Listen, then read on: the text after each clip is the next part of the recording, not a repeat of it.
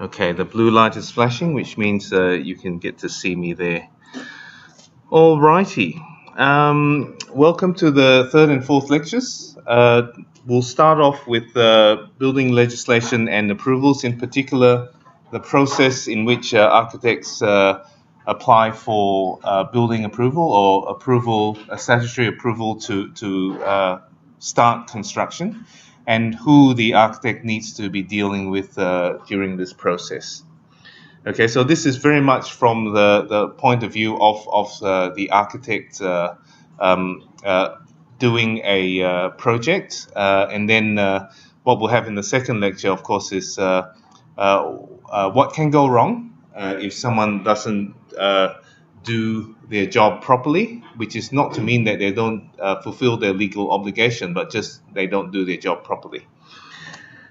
Right, we can all see that, can't we? Yes, so first of all, what is building approval? The planning authority in the ACT basically says that building approval is what you see up on the screen there. This is lifted from their site, but essentially it's required for most developments to ensure that construction complies with building laws and regulations, including the National Building Code of Australia, also called the National Construction Code, as well as the local building regulations which come in addition to this national code. Building approval is usually given after development approval has been given, or if it has been decided that building approval is not necessary. So, I mean, it makes sense that one should get building approval before one actually builds things, but this is not always the practice. So I have had clients who have rung me up to say, oh, I'd like a building approval for this project, and I say, that's great. So, when shall we start the design process, and so on and so forth? And they've said, oh no, we've actually already built it, and our neighbors dobbed us in because we were too noisy late at night. The council inspectors come over and said that we need to demonstrate that our building is compliant. So in fact, they're asking for the wrong thing. They're not asking for building approval.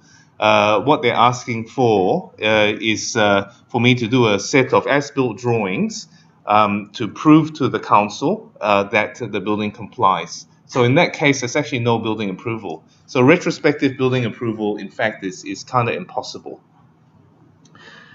Now, the building laws that cover construction in Australia are the BCA and the NCC, as I said. These things are necessarily general, although they are very specific in many ways, but they do not apply to every single state and territory jurisdiction. I think they were supposed to when they first came in, but after a couple of years in operation in the 1980s, what we discovered was that there are particular local regulations with in reference to building that states and territories wanted to maintain, or that weren't covered by the National Construction Code, and perhaps were not relevant to other jurisdictions. So what happened in this case was that the state and territories then issued their own building regulations, like the ACT, like what's in the ACT Building Act, and also the Victorian Building Regulations. Before the National Construction Code, or BCA, came into operation, building laws were basically by state and territory, by state or territory by territory or territory by state basis, and because and there was a big push to basically nationalize it, because to basically make sure that everything was up to code. But of course, the states and territories will tell you that it was just more power-hungry federal parliamentarians who wanted to get authority over stuff that had been traditionally looked after by the states and territories. Anyway, it is actually a good thing that we've got a national code, purely because then many things are then standardized across the nation, and it's only very small and particular things that come under the jurisdictions of the states and territories. Oh, I might say also, for those of you who don't know, most of you should know, but for those of you who don't know, the state and territory building codes, as well as the BCA, NCC, are available to be downloaded freely from official websites, so you don't even need to pirate it. And that's a really good thing, because in many ways, I believe that all codes and regulations should actually be downloadable freely, although most Australian standards you actually have to pay for the subscription. And so in the old days, you could just go into the standards office and buy the actual paper version of it, but now you have to subscribe for to the standards, or buy them piece by piece, and they seem to be diabolically expensive. So some could see it as a way of pushing our industry into the realm of only big business and pushing small businessmen or micro business people like myself out. But then again, some could also say that that is a good thing. Anyway, moving right along, the people who issue building approvals, and who assess and issue building approvals, are building certifiers or building surveyors. They're actually the same thing. It's just a state and territory difference. So in NSW ACT, they're known as building certifiers, and in Victoria, they're known as building surveyors. So you'll find me using these two terms interchangeably. They act as the relevant authority in terms of approving construction works or issuing building approvals. Nowadays, they are private individuals, so the industry has been, or that procedure has been privatized to registered individuals.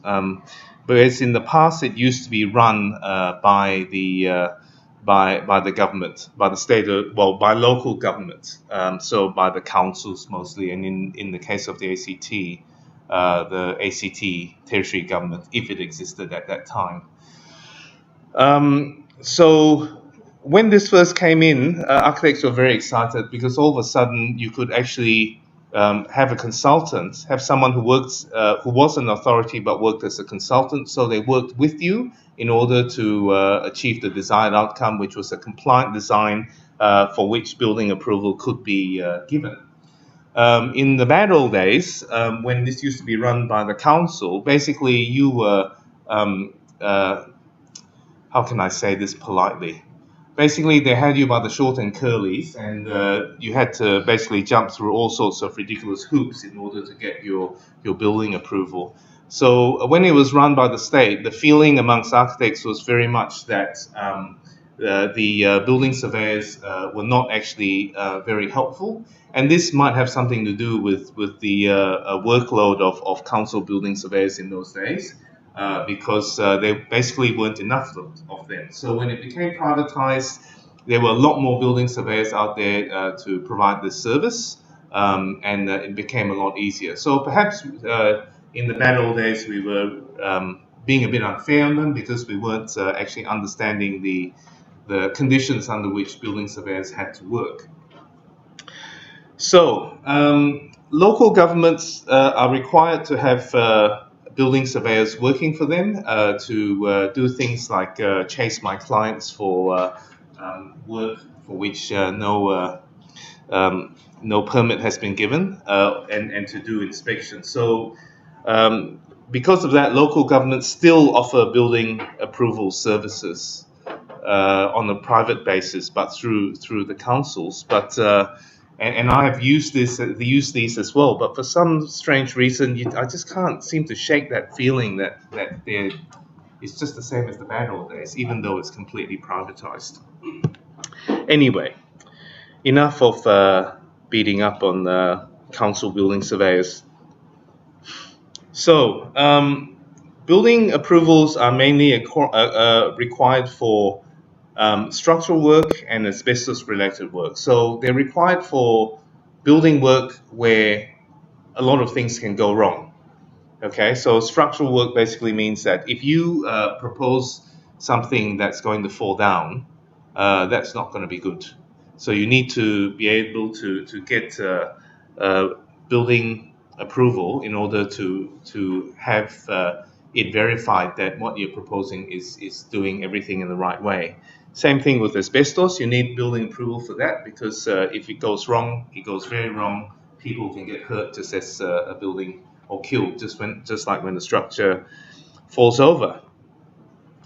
So the registration of building certifiers is made on a state and territory basis. So for works in the ACT, you need to you need to work with ACT registered building certifier, and similarly with other states and territories. So this, whilst one can get registered in different jurisdictions, one has to first get registered in that jurisdiction before a building certifier can actually work within that jurisdiction.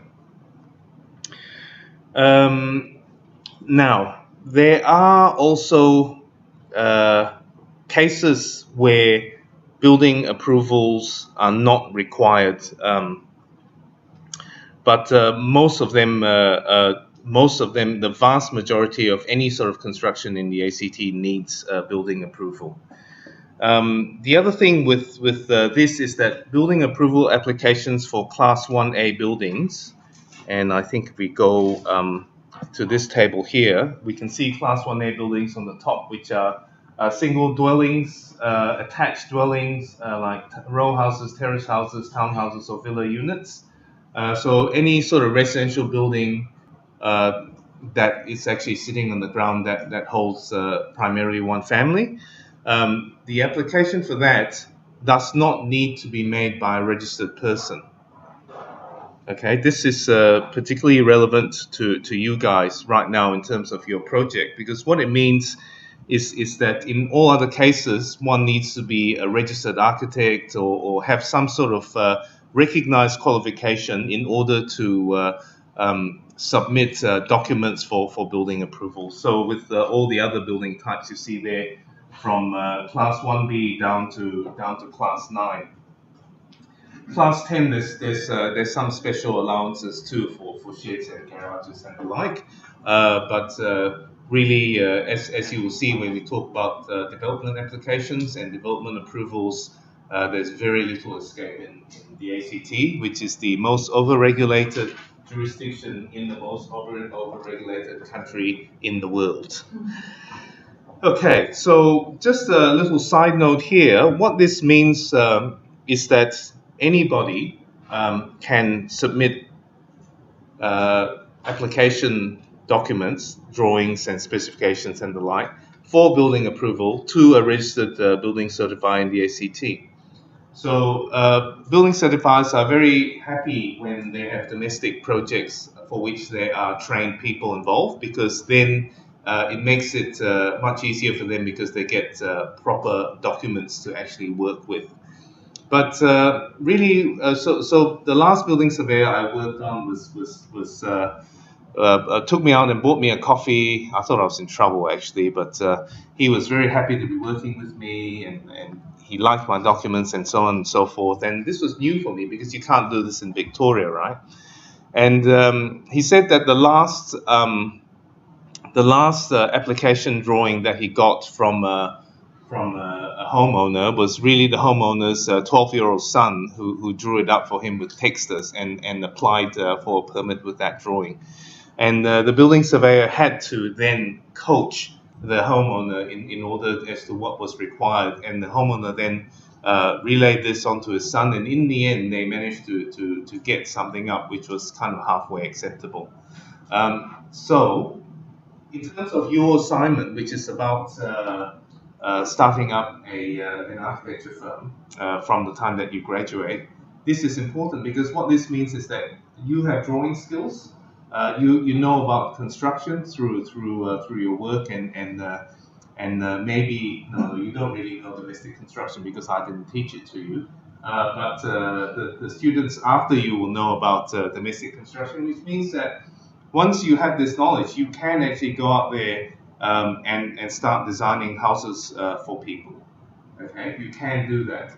There are other issues involved with that, in terms of risk and insurance and what have you. But technically speaking, you can actually start doing architectural work without actually having any sort of architectural qualification. Yeah. So of course, you guys, if you've got a Masters of Architecture, you're already ahead of the game. You've already got a lot more knowledge than most people who are actually also doing this kind of thing. All right. Moving right along. So the process for typical residential building is basically like this. Step one, if you can see it, really is about determining whether or not you require development approval by the local authority. And the building certifiers also can help you on this front. But once you have either got your development approval or you ascertain that you don't need it, then you need to as a building owner, you then need to get in touch with the building certifier and appoint them for their services. So essentially, this is where the architect comes in. If an architect's involved, most likely the architect will be arranging all of these things for their clients and working with the getting a building certifier appointed by the client, and then working through with the building certifier to make sure that everything is in place. So what needs to be in place is that the certifier will require a set of documents from a series of people. If you have a project that requires structural work, then not only will you need the architect / building designer to provide the architecturals, but you also need a geotechnical engineer to do a soil test for you, to give you the bearing strength of the soil. And then you need a structural engineer to then design the structure appropriate for the soil and appropriate for your design. You will also need to have a registered energy assessor to rate your design for energy along the STAR system, because there's a requirement for new buildings and renovations to have certain energy performance. You will also need to get a registered land surveyor to survey the land for you for a topographic survey, so you can get all your levels correct. And that land surveyor will also ascertain where your boundaries are, so that you can get the correct setbacks and what have you. So all of these people that I mentioned are required to be registered by the territory and the states and territories in terms of local registration. So what the building certifier is then interested in is that all of these people who are working for you are actually properly registered, which means that they've done all the requirements to become registered, and they continue to be registered by paying their registration dues and being listed on the state website, which says that they have done so.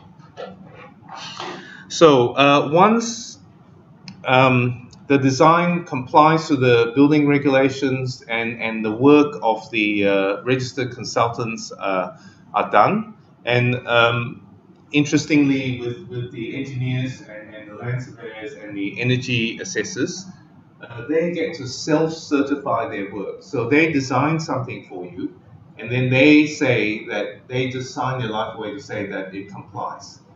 In the old days, when building approvals used to be given by councils, there were actually checking engineers involved that would then go and check through the engineer's work, the design engineer's work, to make sure that everything was compliant on that front.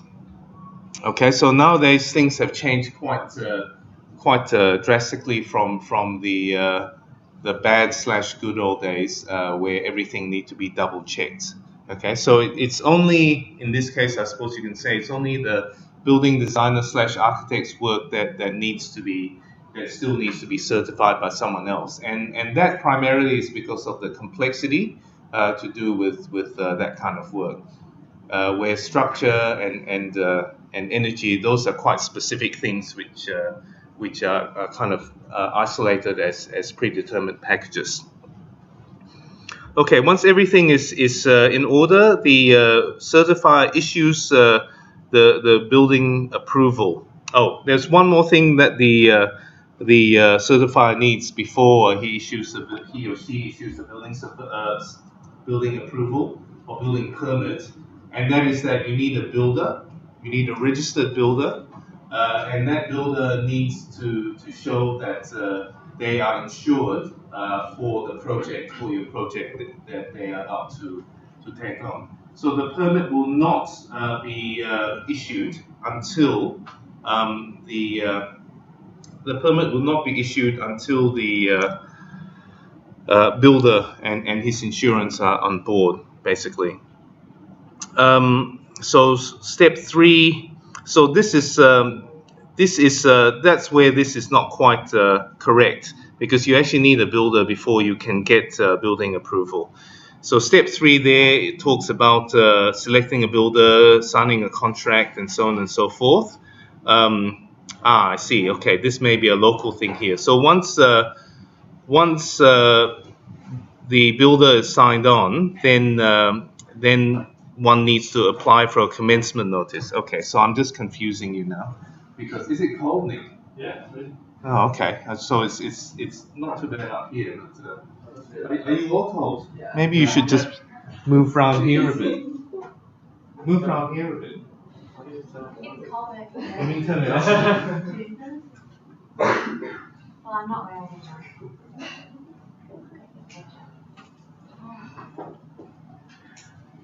Okay, it's up to 18.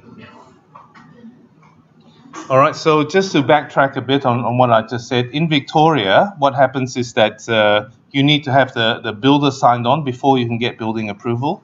In the ACT, you can actually get building approval, but you can't start building until you have a commencement notice. So in Victoria, you can actually start building the moment you get the building approval. So, but at the end of the day, the key thing here is that regardless of how it's named, you need a specific named piece of paper in order to start building. Yes? In terms of exam questions, you're going to be specifically asking us about state differences like that? No. It's a bit confusing, that's all. Understand. Yes. No, I'll take that into account. So it'll be couched in more general terms. Or if it is specific, it will be specific to the ACT. Okay. Yes, because I don't think it's worthwhile me asking you a question on what they call this kind of person in the ACT, or what the building certifier is known in Victoria. That to me is a waste of a question. So you get something probably a bit more involved. Okay. So once you've got your commencement notice from your building certifier, then you can start building. So this does not mean that the building certifier has no more involvement in the process. What this means is that you can start building. And once you start construction, basically there are still going to be a number of things that the certifier will have to inspect during the process, right? And if the certifier is not able to inspect those works, then essentially you have to reverse the construction to the point where they can actually see what's going on. Now, let me just go forward a little bit to see where we are here. So basically, during the construction of Class 1A and 1B buildings, building certifiers are required by the building regulations to inspect construction sites at certain stages to make sure that they conform to what has been drawn and what has been approved and what has been designed by the structural engineers and so on and so forth. So the first thing they need to look at is they need to look at the the footing holes. So once the builder has dug the footing holes, the holes for the footings, he's got to get he or she has to get the building certifier out to basically inspect the footing holes to make sure that they are big enough and deep enough, and well, actually no, to make sure that they conform to the design. Okay, and then the next stage is for concrete slabs, when the strip footings have been dug and the reinforcing has been placed, but before the concrete has been poured. So with both of these inspection points, what you can see on the top one is the strip footings dug, lined, and then the reinforcing put on reinforcing chairs. So the building certifier can then come and make sure that everything installed is as specified before the concrete is poured. Now, once the concrete is poured, what you'll see is something like the image below, and which means that you have no idea how far down your footings go, and the building certifier can't easily verify whether it's been done as approved or not. Okay, so essentially, when this happens, what the building surveyor will do is basically to ask you to dig it up so that you can see what's going on. Ground penetrating radar is not yet that commercially available, so you may as well just get it done properly and get it inspected before you plug it up. The third thing here, which is the wall and the floor and wall framing, that is essentially the same thing here. So what you see on the left is you see a building for which the framing has been done, but before the cladding has been installed. And as you can see on the right, once the external and internal cladding is installed, there's no way you can tell what's inside it. Yes, you can climb into the roof and measure the rafters and what have you, but you really have to be able to open up the wall to make sure that the wall framing is correct, take off the plasterboard so that you can see the steel lintels, etc., etc. So that's the reason for it. You know, the building certifier wants to make sure that everything is installed as designed, and no one's taking any shortcuts. Okay, and so one might say, what if you put something bigger in there? You know, what if this lintel in here was actually a bigger lintel? Well, sure, that will hold up better, or that will hold up at least to the minimum standard as what's required by the design. But on the same note, it will be deeper.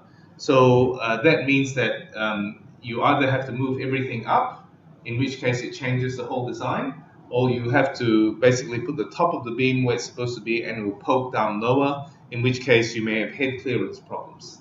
Okay, so the best thing to do is to get all this stuff sorted before you get your building approval, and once you get your building approval, not to substitute things that are weaker or that vary differently in dimension. It's not to say that you can't make changes during the process, because things do happen during construction. So sometimes one just has to make changes, which is fine. And there's processes to basically apply to modify the building permits. But of course, until the approval comes through, nothing should happen. And if people choose to go ahead anyway, then there's all sorts of trouble. So why would one advise this kind of procedure when the only person that's hurting really is your client? And then after which they'll probably come after you, but I'll leave Greg to talk about that. Okay, so the final thing that the final time that the building certifier will want to inspect the project is at the end, basically to make sure that once everything has been done, that everything is still according to the approved drawings or to the approved amendments. Um, once everything has been done, what the building owner then does is to apply for a certificate of completion to the building certifier. The building certifier will come out and do their final inspection, and then will say yes, all that is fine, and basically issue a certificate of completion to the owner or the architect who is acting on the owner's behalf. With this certificate of completion, one can then apply to, sorry, that says EPD, but what used to be known as ACLA and what is now known as the EPSDD. So I think everybody's gone back to the original acronym, which is ACLA, to apply to the relevant authority in the ACT for certificate of occupancy. Once you have the certificate of occupancy, only then can the building be actually occupied. So only then can you actually move into the part of the building that for which the works have been done, if it's a renovation, or into the new building. One of the roles of the building certifier in the old days was really to archive the approved drawings.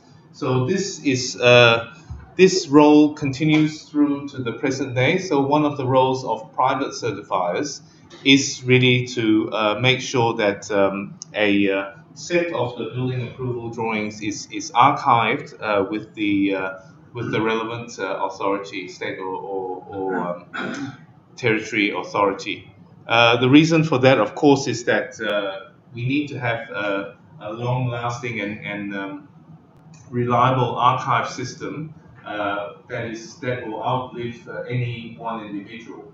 So for that reason, individual building certifiers can't be the only people who archive these things, because eventually they will grow old and die, and basically all their information may be lost. So by requiring building certifiers to archive approved drawings as part of the building approval process, this is something that ensures that there is a record of that the state has a record of everything that has been done to any particular building from the time it was built, and all the changes that have been made over the years.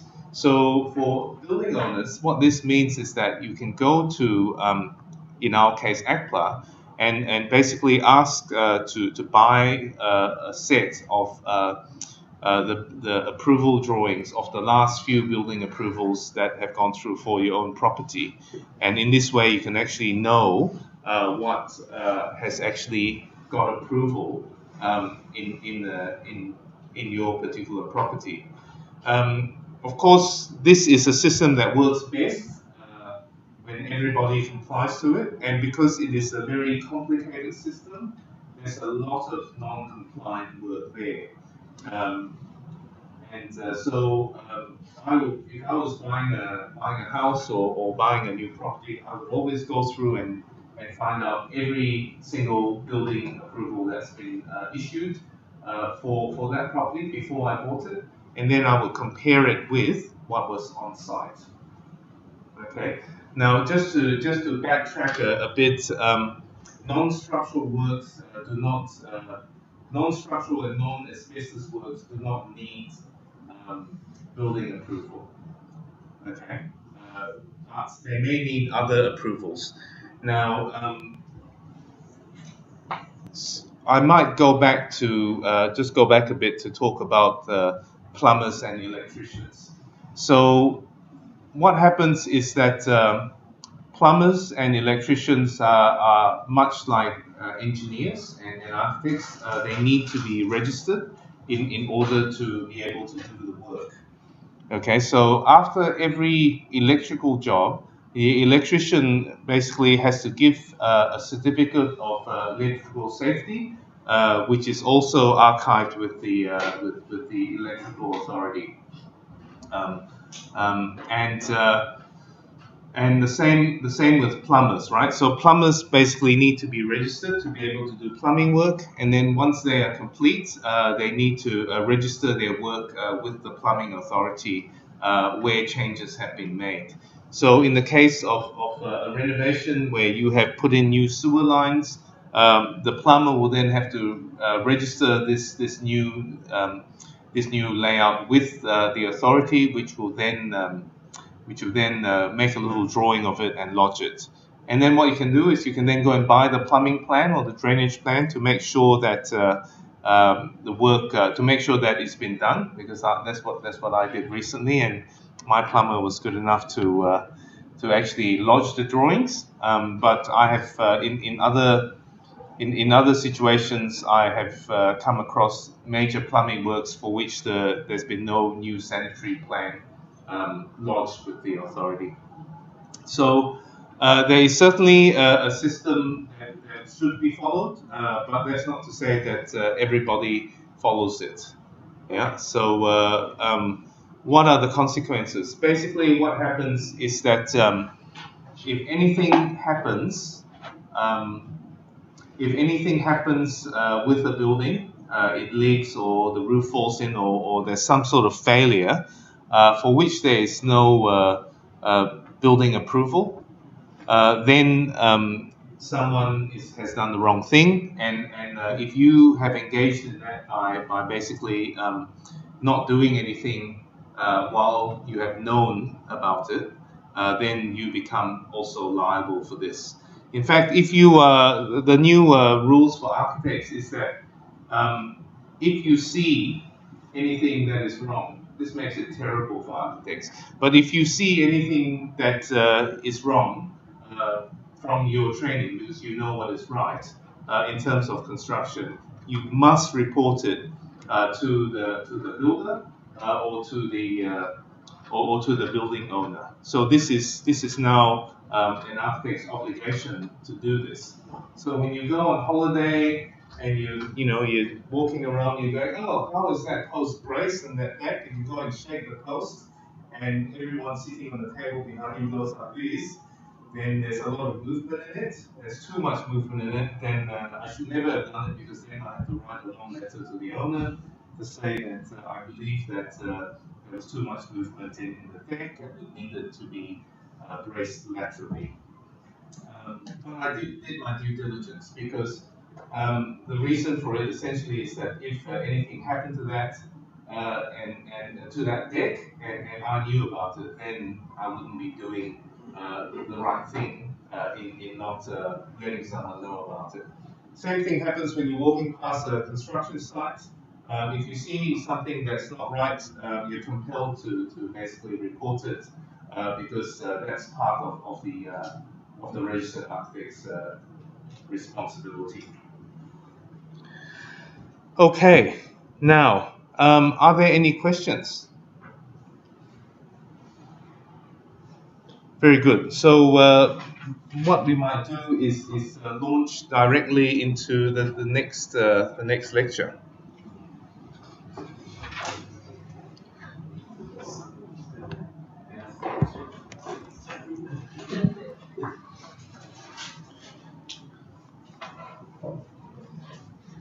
Okay.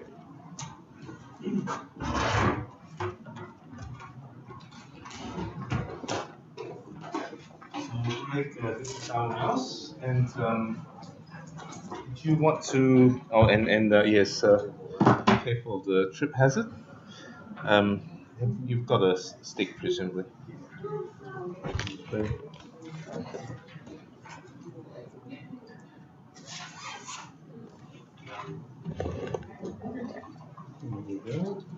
Excellent.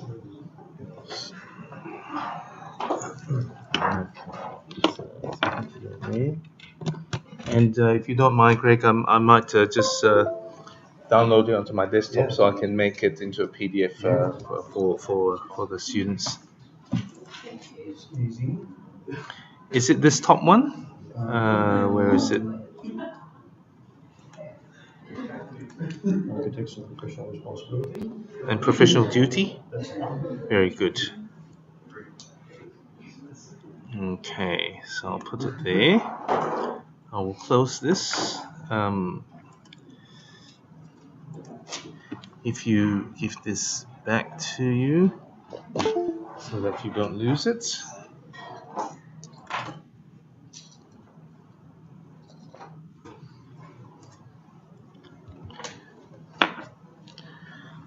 Okay, I'll pass on to Brett. All right, we're all set to go, I think. Super. All right, well, thanks everyone for inviting me to lead this discussion on architects and professional responsibility. I don't imagine that this is neither the first time nor the last time that you'll be actually required to engage in a discussion about professional responsibility. Many of you, of course, will go out into private practice, I assume, where your employers will be very careful to ensure that you diligently understand and apply the professional duties that you have to a variety of persons, the stakeholders, the clients, other persons who are associated with the project that you'll be undertaking. John, of course, made a mention that that's the royal we, that means you work in a highly regulated industry.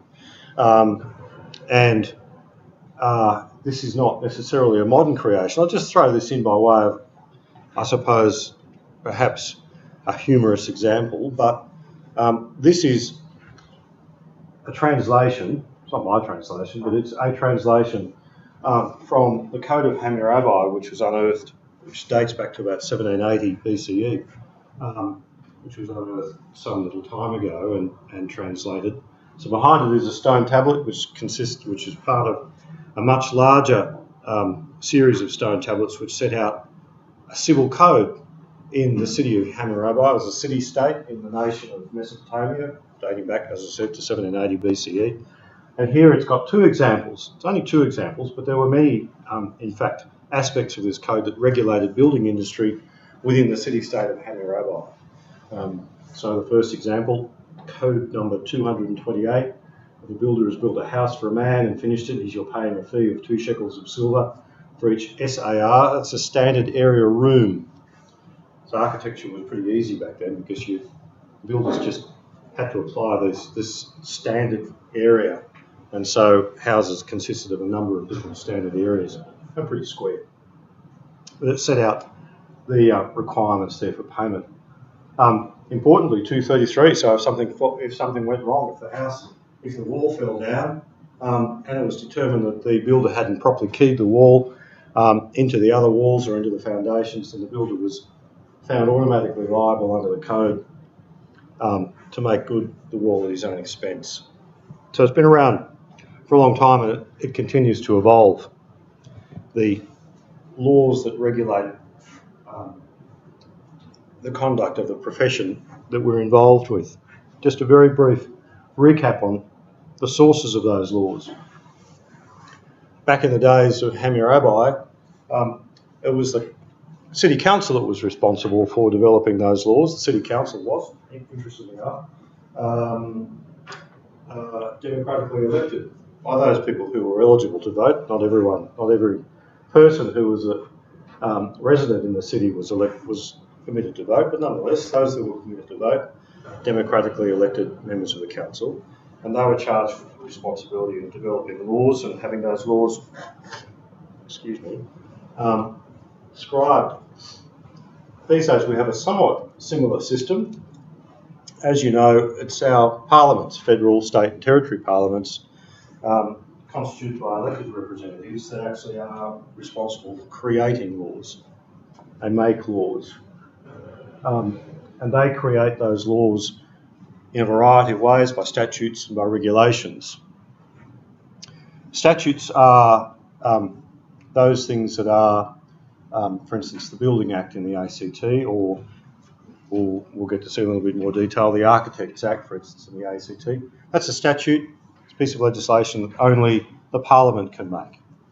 But the Parliament will often devolve certain responsibility to other decision makers, sometimes the minister, sometimes delegated decision makers within departments, for instance, who can make regulations. Regulations are those things that, I suppose, inform those of us who are seeking to understand, interpret laws and to apply laws and to understand the mechanisms by which we actually must operate within those laws. The regulations provide detail. So, for instance, many regulations in relation to building regulations specify the detail as to how we go about getting a licence and what that licence looks like, and the licence fee that we have to pay in relation to the licence, and so forth and so on. The regulations are made by delegated decision makers frequently. And not necessarily at the bottom of this hierarchy, but nonetheless, on my slide, borrowed from Gerber et al., courts have the responsibility to interpret those laws that have been made by Parliament. So courts don't make laws, despite what many people might like to think about the role that judges and magistrates play in this process of determining the sources of law. What they do is they interpret the regulations and the legislation that parliaments actually make. And they rely upon, in interpreting that legislation, those regulations, they rely upon the doctrine of precedent, which we're going to see in operation a little bit further in this discussion. Precedent being the judge has made a decision in a particular way about a particular piece of legislation, or has referred to a principle at common law, for instance, that applies between the interactions between citizens. Then subsequent courts, the inferior courts, are bound to apply that precedent if they're a court of the same hierarchy. So, for instance, another Supreme Court or the Federal Court must consider that precedent to be highly persuasive. Anything that comes out of the High Court of Australia, of course, is immediately binding on all courts. And we're going to look at some High Court decisions. Just quickly, I touched upon the Architects Act. This is the act that you're going to be most interested in and concerned about, because it's the act that actually establishes the body that ensures and supervises the way in which you discharge your professional responsibility. So in the ACT, it has established the ACT Architects Board. It ensures that architects provide services to the public professionally and competently. And importantly, it's the Act which actually sets out the disciplinary mechanisms that architects are subject to, just like lawyers and a whole lot of other professions. There is a overarching responsibility for a board that's been created by the Parliament to ensure that we actually comply with our professional obligations. And establishes a publicly accessible register of architects, so the public can go into that register and see whether their architect is actually a registered architect, which is important for their peace of mind, I suppose. Important to understand that the professional that's advising them in relation to a design is properly qualified and accredited.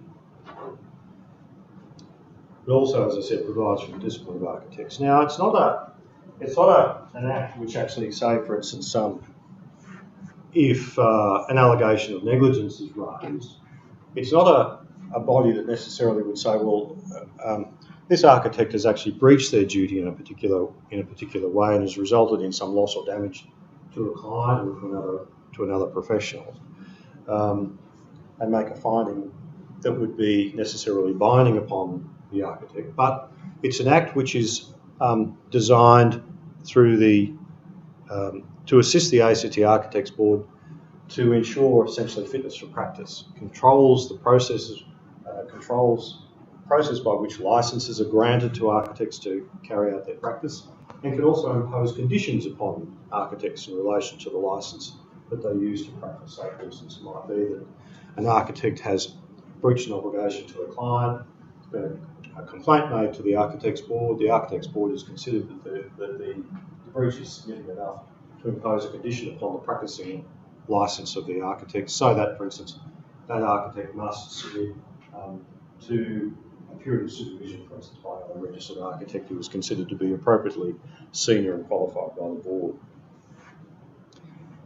And while it can make findings about practice and about the architect's conduct, those findings are not necessarily binding in another forum, and we'll get to that in a bit.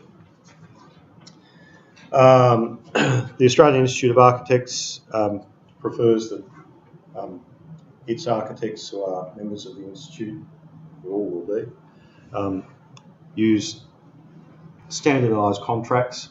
Standardised contracts are a feature of pretty much every professional in building and in the building and construction industry. This is one of them, and it sets out. I'm not going to set it out in full here, but it broadly covers the responsibilities of the architect to the client in relation to concept design, design development, DA and town planning. In other words, what are the responsibilities of the architect to ensure that certification is granted in appropriate circumstances, sets out the requirement for construction documentation, sometimes contractor selection, and finally contract administration. We're going to have a look at where some of the cases that I've cited in this discussion deals specifically with contract administration issues. In other words, pre-construction, construction, post-construction.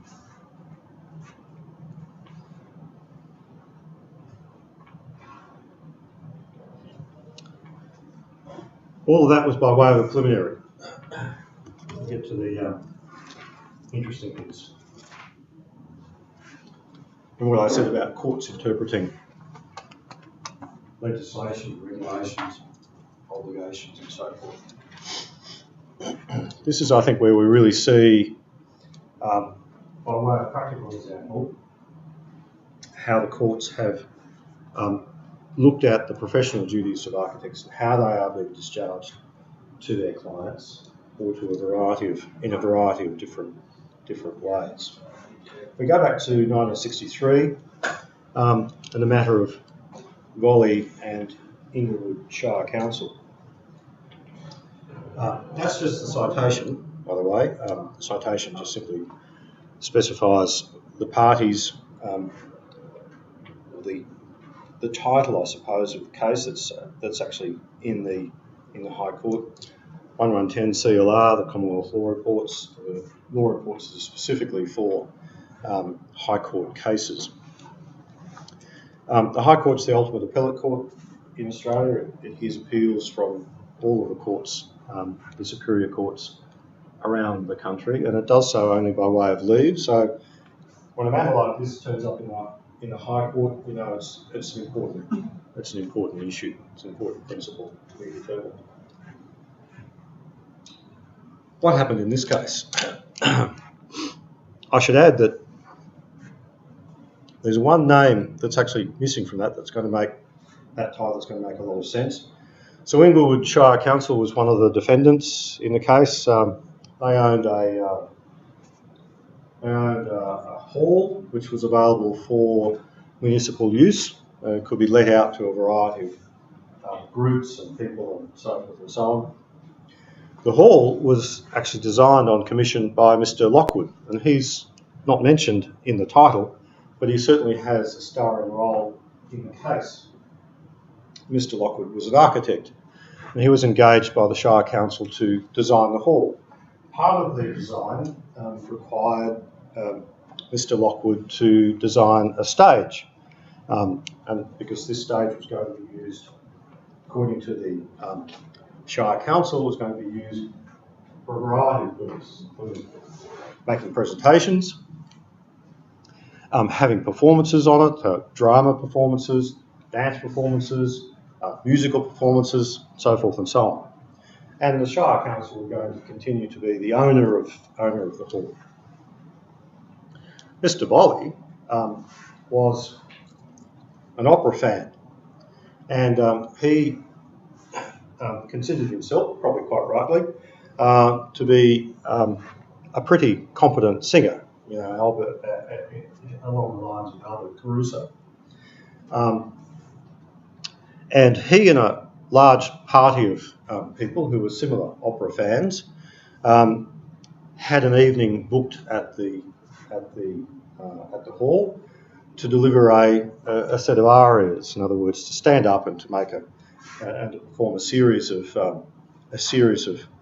tunes that they dug up from various operas and so forth in front of a paying audience for the purposes of raising funds for a local charity. Sadly for Mr. Volley, when he accumulated, all the people were accumulated on the stage collapsed and he fell down and he suffered quite a serious injury. And he commenced proceedings in order to recover compensation against the occupier of the hall, or the owner of the hall, being the Shire Council. It transpired that the reason why the stage had collapsed is because the specifications that Mr. Lockwood had designed for the joists that were to bear the weight of the stage were unfortunately insufficient. And so Mr. Lockwood had not applied himself to what was the necessary standard required to have joists of a particular strength in order to support the stage, bearing in mind the potential uses that the stage was going to be used for. So Inglewood Shire Council said, well, hang on, it's actually not our fault. This bloke over here, Mr. Lockwood, he designed the thing, and we just got some builder to design in accordance with his design. There was no other problem with the stage other than the fact that it just simply was not actually fit for purpose in accordance with its original design specification. John's particularly concerned about the role of certifiers here, as we all are. What Mr. Lockwood said, and what had actually occurred, was quite right, was that when he drew up the plans and so forth and made all of the necessary technical specifications for what was required, he submitted them to the Inglewood Shire Council, who had an internal certification process. And so the building surveyor employed by the Shire Council had a look at the plans and went, approved. And the plans were built, and the hall was built as approved and designed.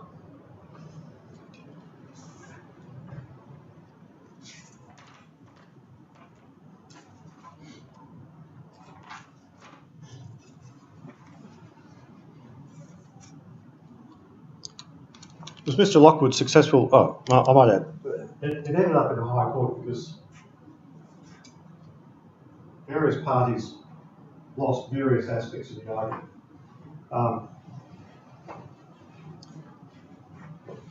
Mr. Volley was concerned, and he was the appellant in this case. The reason why it's Mr. Volley, because he was actually bringing the matter to the High Court because he was unhappy with the way in which some of the lower courts had actually dealt with his arguments concerning the extent of compensation that he was entitled to.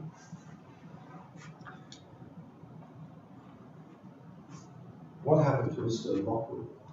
So he's drawn the plans in accordance with his understanding of the requirements of the council. He submitted the plans to the council, and the council's own building surveyor has said approved, and it's been built strictly in accordance with his plans.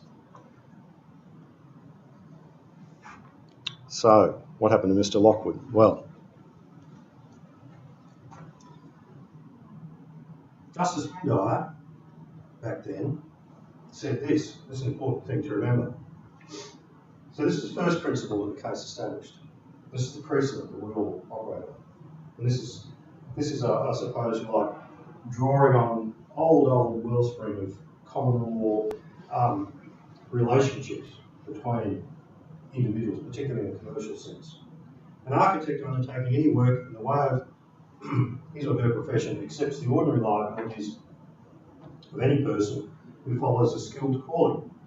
He or she is bound to exercise due care, skill, and diligence. He or she is not required to have an extraordinary degree of skill or the highest professional attainments, but he or she must bring to the task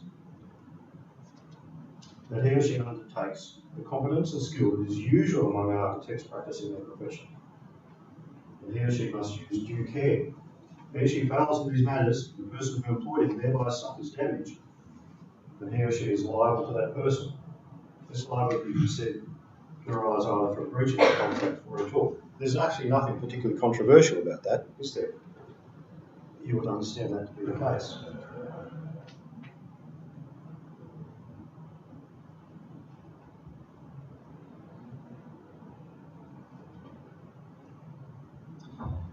But then, in dealing with this issue that the council raised, which is that Mr. Lockwood raised, rather, which is that the council had actually approved the drawings that he had given to the council to approve.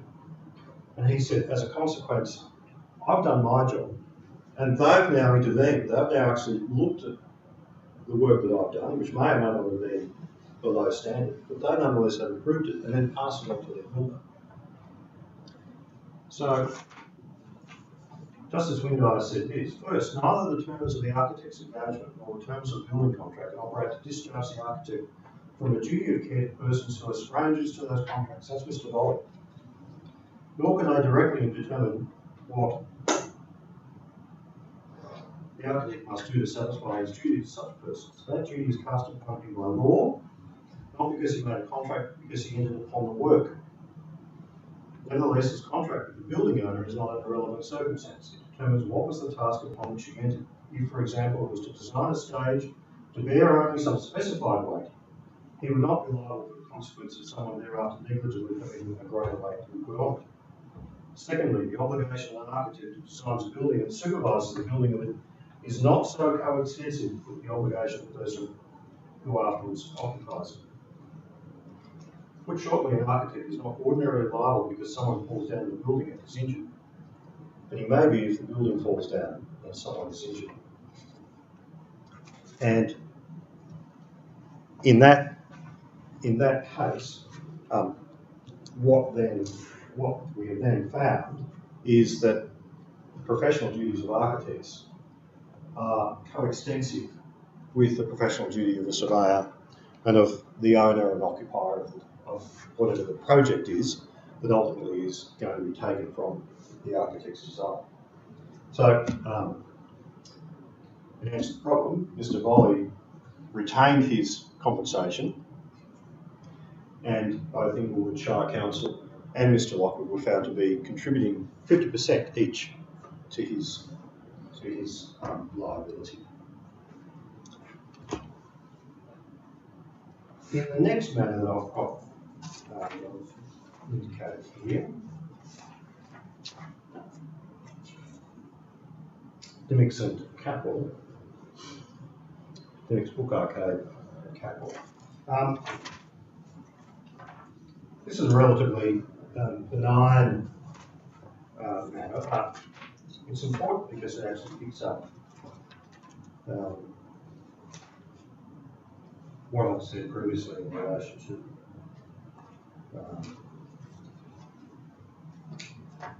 the liability that ensues following Volley and Inglewood Shire.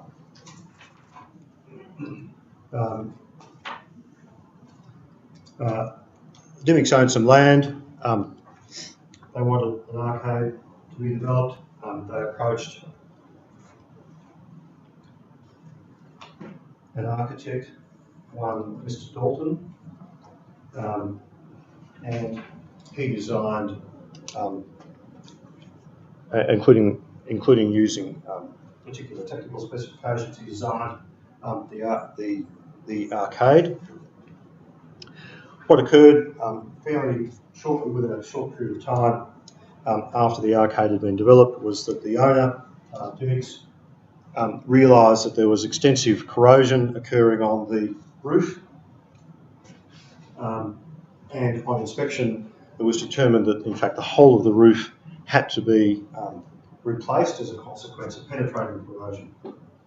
And there was some technical expert, there was obviously some expert evidence as to what was the cause of the corrosion. It was in part related to the fact that the manufacturer of the roofing material had failed in some parts to ensure that there was a uniform application of anti-corrosion, zinc and paints and so forth and so on. But there was also an issue with the actual design of how the roof itself was actually fixed to the rest of the structure. And so there was a question as to, well, what was the role of the architect in this? It wasn't that the architect had failed in some way to specify a particular, that there was a design error. This was a reasonably standard design. The issue was in the way in which the roof had been fixed to the structure was inconsistent with the experts' considered view as to how that fixing would preserve the amenity of the preserve the ceiling, the roof from the effects of weather and so forth. When was this case? Back in 2013, so not that long ago. And it was found on the expert evidence that an element of Mr. Dalton's contract in relation to his contract administration was that he was obliged to supervise and to inspect certain aspects of the work as they were being done. So it wasn't just that Mr. Dalton could rely upon independent certifiers to come along and say, oh, well, this structure is okay. Because, as John has said, certifiers only tend to come along at various stages, fixed stages of a project. They're not there all the time. They're not actually engaged to be there all the time to monitor the building activity, and specifically in relation to those aspects of the building project that will require some technical finesse. We're going to look at some more tragic examples of where that's gone wrong, hopefully, in a little bit before we get to the end of the discussion. One of the technical aspects of this particular building was the fixing of the roof material to the underlying structure. And it was determined by using expert evidence against Mr. Dalton, unfortunately, by other architects, that said, well, this was actually a fairly technical fix. He had an obligation under his contract to administer the contract and to inspect the works at particular technical aspects of the works.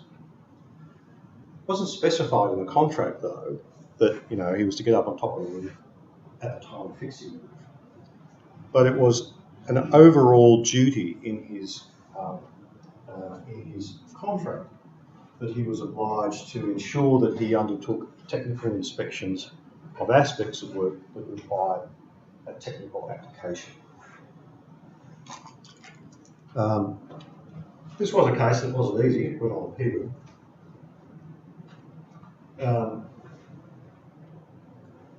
What His Honour had found was that Dymocks had relied upon Mr. Dalton to prepare a design that would minimise or avoid the risk of corrosion in the roof structure. That wasn't specific in the contract, though. This was as a consequence of Mr. Dalton accepting the work to design and to administer the contract in relation to the construction of the works that he designed. So it was implied that these little technical aspects that he was designing and was requiring to superintend were implied into the various stages of the contract. It could have been another part of the work, for instance, that might have failed, but that failure may not necessarily have been Mr. Dalton's responsibility if it had been, for instance, an aspect of the project that didn't require specific technical expertise, both in relation to design and fixing. So, for instance, Mr. Dalton would not have been responsible had the brick wall fallen over, because that's the brickie's job, and the builder presumably to ensure that the brickie's undertaking his job, and the structural engineer to ensure that the footings are appropriate and so forth. But this was a very technical aspect of this particular design. So accordingly, according to the judge, he took responsibility for gathering all the information together about how this thing had to be fixed. He knew that his client relied on him, and that's really important from a professional point of view, because that's exactly what your clients do. They rely on us as professionals to advise them correctly and to understand what we're obliged to do in relation to the contract. That AIA contract that I referred you to, the Client Architect Agreement, It's actually only one obligation on the client in that whole agreement. The only obligation on the part of the client. There are two obligations that the client has in relation to the whole of that agreement. And the first is they have to provide the architect with competent instructions. You know, building an orange pod thing out there. I want it to be this big and I want it to be that high and so forth. And to pay you. That's their obligations. Everything else is up to the architect. And he assumed responsibility for ensuring that the design was appropriate in relation to corrosion, taking into account the setting by the sea.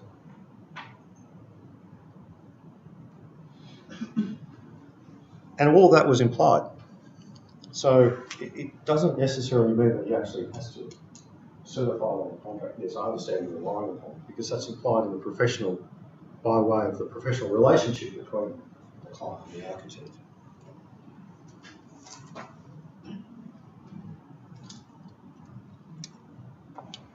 Duty of supervision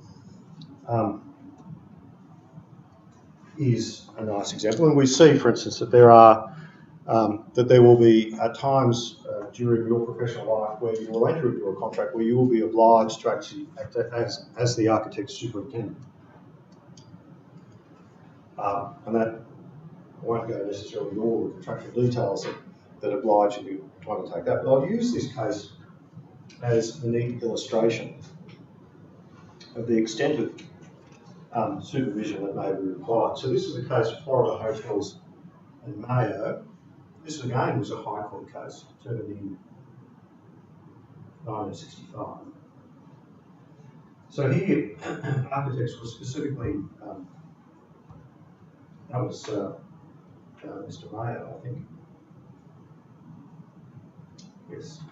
The client was Florida Hotels. So architects were retained to give periodical supervision and inspection as might be necessary to ensure the execution of certain works generally in accordance with plans and specifications, but made no arrangements that they should be notified of the completion of formwork or of the placement of reinforcement during the construction of a suspended swimming pool, nor did they give instructions that concrete should not be poured before inspection of the formwork and the reinforcement in position.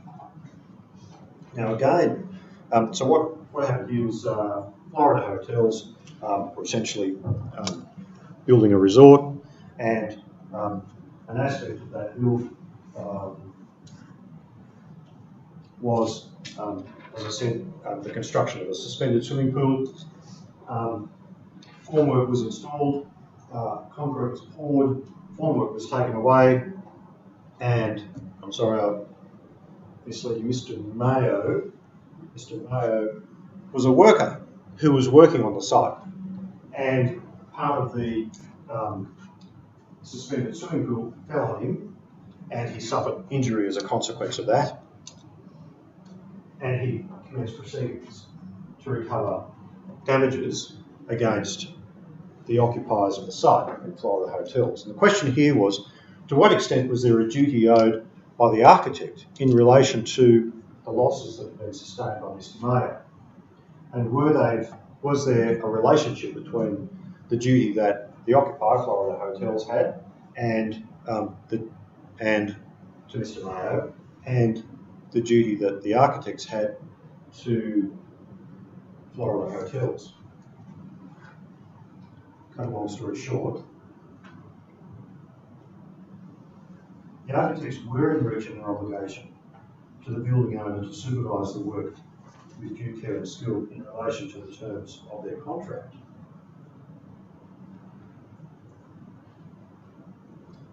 So, according to Chief Justice Margaret, the end was they were bound to supervise the work, inspecting with due skill and care. There can be no doubt that due skill and care in this case required them to supervise the work done in preparation for the pouring of concrete, forming slabs. Actually, this case brings out starkly the importance of the performance of this obligation because of the injuries sustained by the unfortunate Mr. Mayo.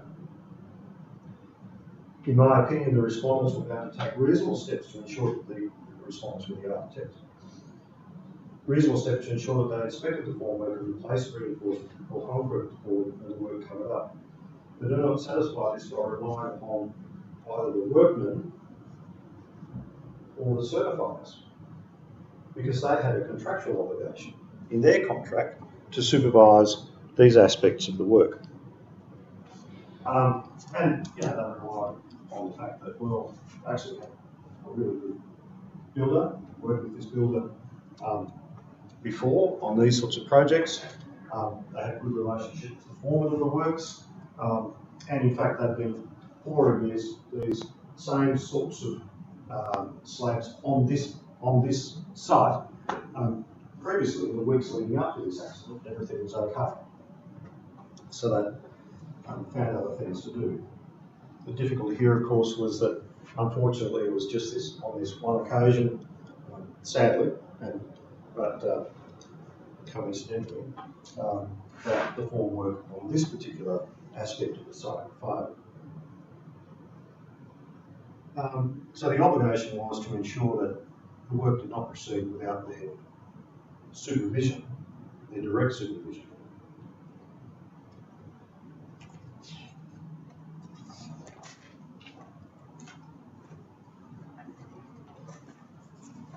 Now, that was in their relationship to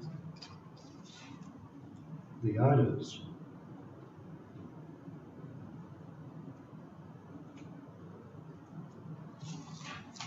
And this is what Justice Windeye said.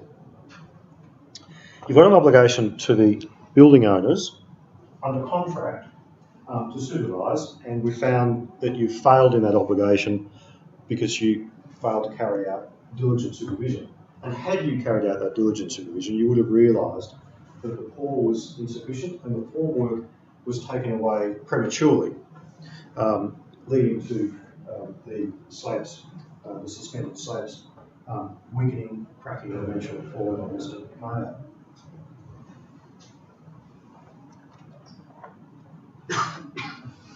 But of course, there's no direct relationship between the architect and Mr. Mayo. The architect's contract is with the building owner. And there's not a difficult argument to say, well, the building owner is in fact actually obliged to compensate Mr. Mayo, and do they have a right of claim against the architects? Well, yes, they do. But Mr. Mayo himself was able to assert a specific right directly against the architect. So let's say, for instance, that the building owner, for some reason, may have escaped liability. It didn't escape liability in this case. But in any event, there was a significant watering down of the damages that the building owner was required to pay Mr. Mayo, because, of course, they quite rightly they pointed to the fact that they had a contract with an architect who was responsible for carrying out the required supervision. And so Justice Windeye, who famously came up with that principle in the case involving Inglewood Shire Council, about having a connotation of persons who might use the thing that you're actually designing, said this: question whether in a case of that kind, a supervising architect can be directly liable to taunt a person injured by errors of the builder, which he, the architect, failed to notice and prevent, is one of considerable importance, certainly was to Mr. Mayo. There is no doubt within the ordinary contemplation of an architect that builders, labourers, artisans, subcontractors and others will be in and about a building in the course of construction. Whether or not he foresees or should foresee that an error such as was made in this case might be made by those carrying out the work, he is not absolved from his obligations to the building owner to exercise reasonable care. For the very purpose for which he was employed was to provide, so far as reasonable care can provide, against errors by the builders, whether such errors were probable or not. But any duty of care that an architect has to persons who are strangers to the arrangement between him and the building owner arises in an altogether different way. The architect can only incur direct liability to them for harm they suffer as a result of the general principles expressed in Donoghue and Stevenson. So Donoghue and Stevenson is that old case back at the turn of the 20th century from which the wellspring of all tort law has been drawn. This is a nice little example of precedent, by the way. Donoghue and Stevenson was a case that established that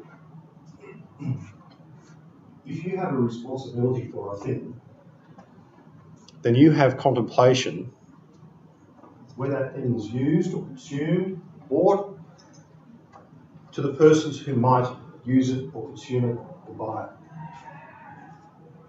Donahue and Stevensville was about a case about a woman who bought a bottle of ginger beer off a retailer and drank it, not knowing that it was contaminated by dead snow. And she sued the retailer and the person who manufactured the ginger beer and sold it to the retailer. And she was successful, of course, in establishing that the manufacturer had an obligation to contemplate who might actually end up being the end consumer. So in this instance, he's just relying upon this really old precedent that says, well, the architect has a responsibility to contemplate who might be damaged as a consequence of my error in failing to ensure that I adequately carry out supervision of these building works, notwithstanding that I have a qualified builder and I have certifiers over here. That's what the principle of this case is. The facts in relation to the way in which Mr. Mayo attracted damages were a variety of people, including the architect, contributed.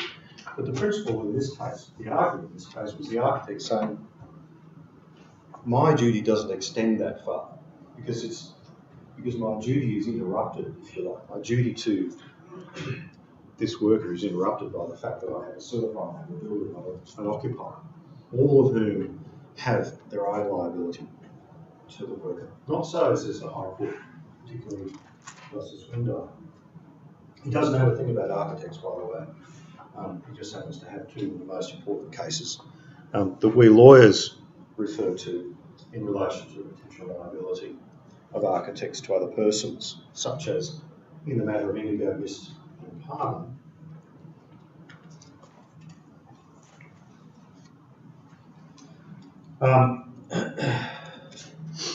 This is a funny little case.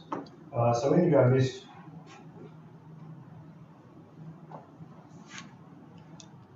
were the owners of the famous Oxford Hotel in Darlinghurst, John, a place which you and I have frequented, probably. No? All right. So it was renovated back in about 2010 or so, and the renovations were designed by a firm of architects.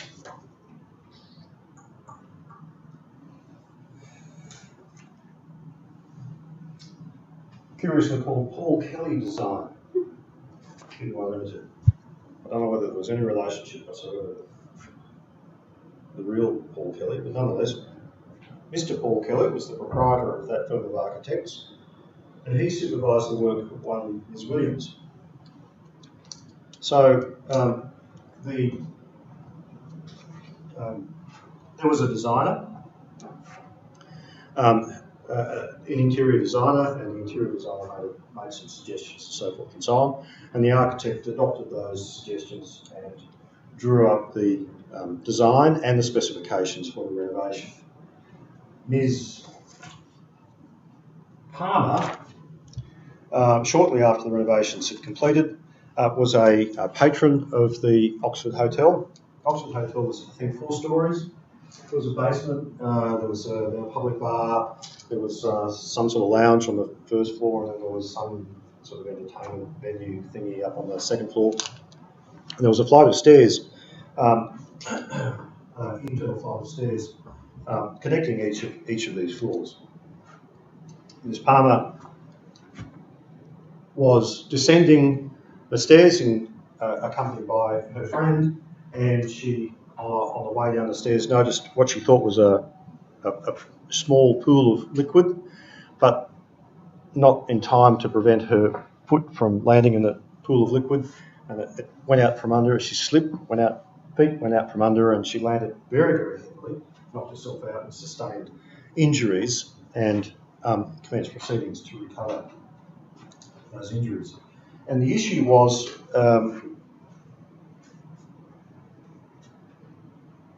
in this particular case was, well, fairly clearly liability on the part of the owner of the building, on the sort of old principles of, there's an old supermarket case which I think is referred to here. I can't quite recall. Anyway, there's an old supermarket case.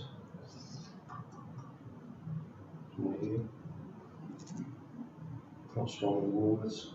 Anyway, which talks about the liability of occupiers in relation to ensuring that, you know, that their floors are slippery, they're not made more slippery by having people spill things on them. And if people do spill things on the floor, then they've got a cleaning regime, so that the cleaners whip around every 5 minutes or so and inspect and clean up, and employees of the occupier are under a duty to inform the cleaning staff that there's been a spill, and they're going to come and clean it up pretty much straight away.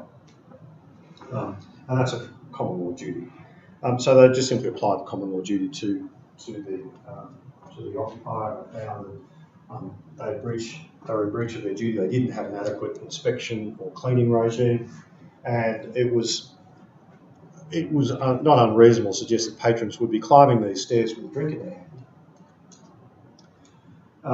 The question, however, of the occupier was that were they able to attract any assistance with having to meet the compensation that was awarded to Ms. Palmer from the architects. He said because the architects, in fact, actually designed this thing. They actually provided the specifications in relation to the material that was actually on the stairs, that made up the stairs. And just bear with me, because I'm just going to read out a little bit of the unfortunate evidence of Ms. Williams, who was an employee of Paul Kelly, and who in fact actually was responsible, if you like, under the supervision of Mr. Kelly for specifying and designing this internal stairway. So cross-examination involves called as a witness into the case, put up into a witness box, and take the oath or make the affirmation, whatever it happens to be. And you're examined by counsel for those who are opposing you. Question: now, you designed the staircase, correct? I did, she says. Were you involved in the choice of materials? I was. The construction of the stairs? I was. What was the reason why you had to strip along the front in your original design? 2 part, by contrasting to the edge to see the beginning of the tread, and 2, anti-slip. How did you deal with those 2 considerations? Basically made the front leading more to the edge wider, so it provided both contrast and slip resistance. What about the bricks? The stairs were made of bricks themselves. They were sandblasted. What was the purpose of that? Primarily for contrast, to show the beginning and to show that tread, contrasting edge. To define the contrast between the mortar at the front and the brick itself. So this is the purpose that comes from evidence given by the builder. Yes, the sandblast. The purpose of the sandblast was to provide contrast. Contrast, says the witness, so she agrees. The purpose of the sandblasting was to provide contrast with the mortar. Yes, to identify the leading edge of the nosing of the tread. Well, you see in answer to his honest question, you agree with the proposition the design contemplated the subclub, did not contemplate the subclub, and Apollo Lounge to be used by the same people at the same time, did you? I did. But if I suggest to you, just assume that they have aggregated a number of persons in level 1 and level 2, that suggests it contemplates the use of level 1 and level 2 by the same group of people, doesn't it? No, I don't agree with that, she said. But you have been to venues where people have taken drinks from one level to another.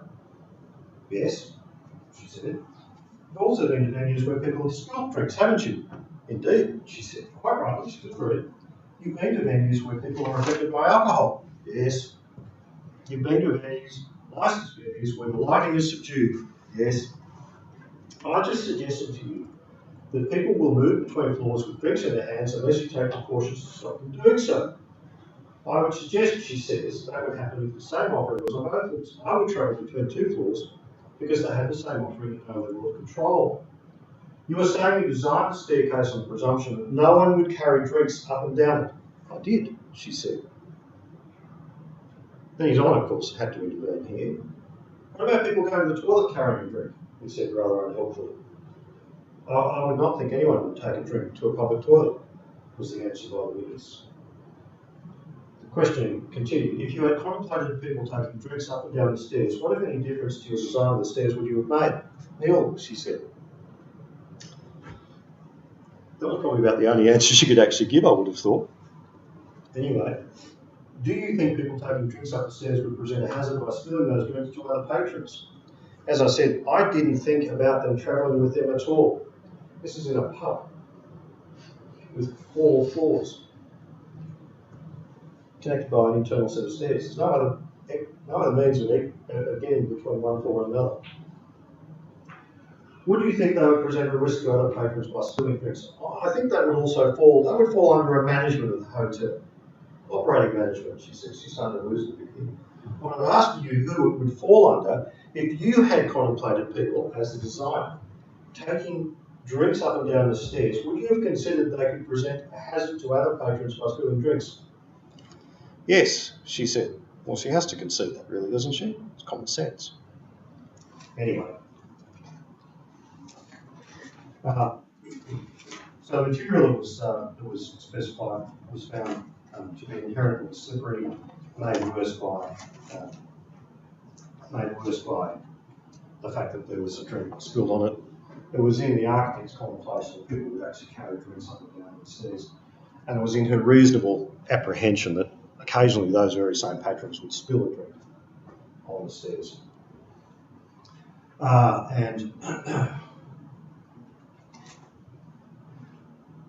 Their honours in the Court of Appeal in New South Wales once again turn to precedent, and we see Justice Windire's comments in Wally and Inglewood Shire Council. What an architect must do to avoid liability for negligence can be more precisely defined by saying that he or she must use reasonable care, skill and diligence in the performance of the work he undertakes, neither the terms of the architect's engagement nor the terms of the building contract can operate to discharge the architect on the duty of care. So it doesn't matter what you've got in your contract, if it's in your reasonable contemplation, that there is an inherent risk perhaps to persons who might use or occupy or be present in the design, then that will capture potential liability. Florida Hotels and Bay have also got the Guernsey in this particular case. An architect employed to supervise the construction of the building must bring a proper degree of skill to his or her task and exercise reasonable care in his performance. Ordinarily, the builder is an independent contractor employing his own group and engaging a subcontractor. The architect supervises the work as a whole.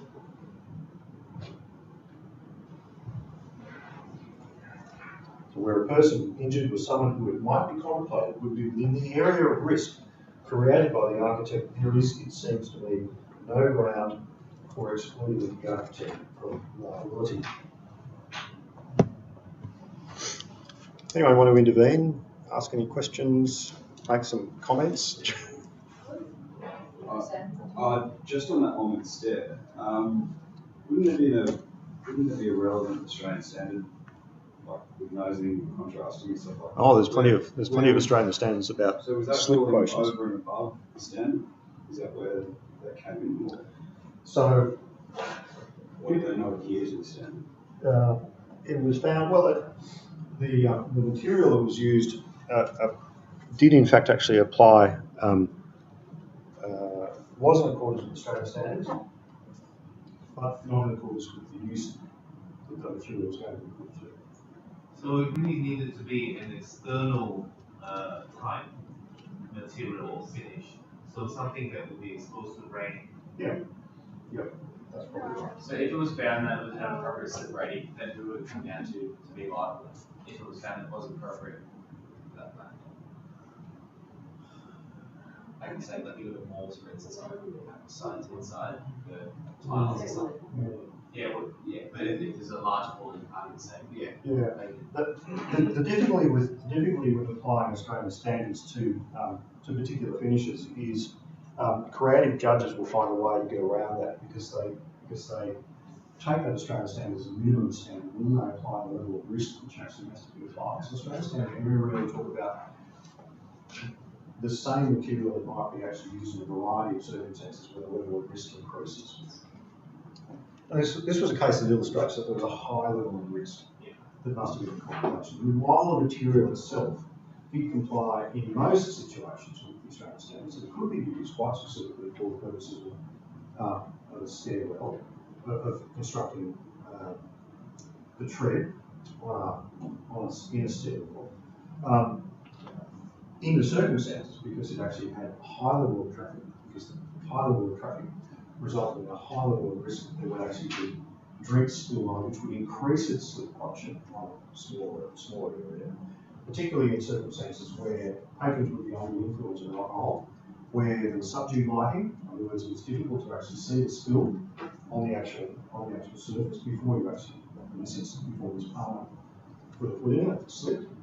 Then, while, as I said, the material complied with the Australian standards, its specific use in this particular circumstance was found to be of a risk that attracted liability. And that's what the architect was required to comment. I'm just going to plug in the laptop here, but can I ask, in terms of your use of the term supervision here, I mean, isn't the builder, I mean, if you're supervising the construction, are you not then the builder? No. My question is No. contract It's- administration engagement. I understand, like, a lot of these cases and scenarios are based on the fact that we're engaged as an architect for contract administration. If that engagement isn't there, is the duty of care diluted because we're no longer engaged through construction, or? And then there will be the analysis as to what is then the duty of care. There's two aspects to the duty of care. The first is the contractual obligation. And so you have a duty of care in contract, and only is between the parties to the contract. So often it's just between you and the client, usually no one else.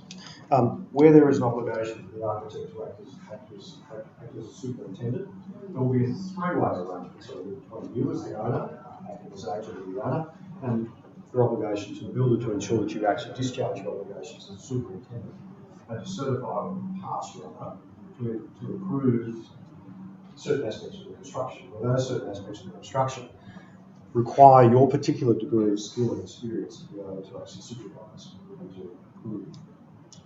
We're talking differently to a certifier. A certifier has a statutory obligation in relation to certain milestones in a project. An architect, as a superintendent, has an ongoing responsibility, particularly where, as I said, there are technical aspects of work that require specific supervision. Then there's tort.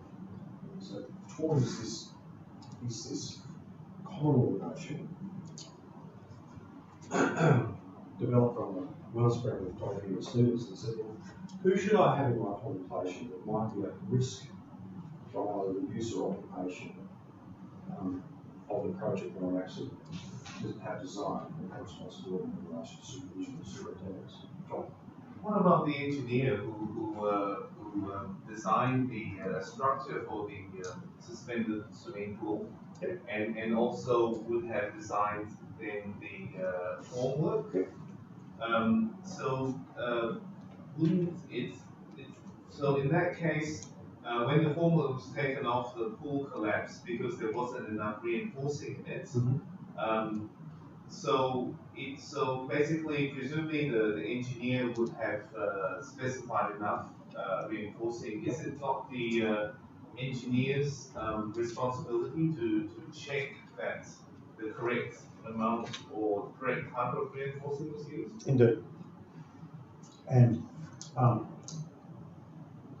the reality is, in that case of Florida Hotels, that there were multiple parties who, in fact, brought in by the principal defendant being the occupier being the owner of the site, not the builder, by the way, the owner of the site, and there was an apportionment of liability.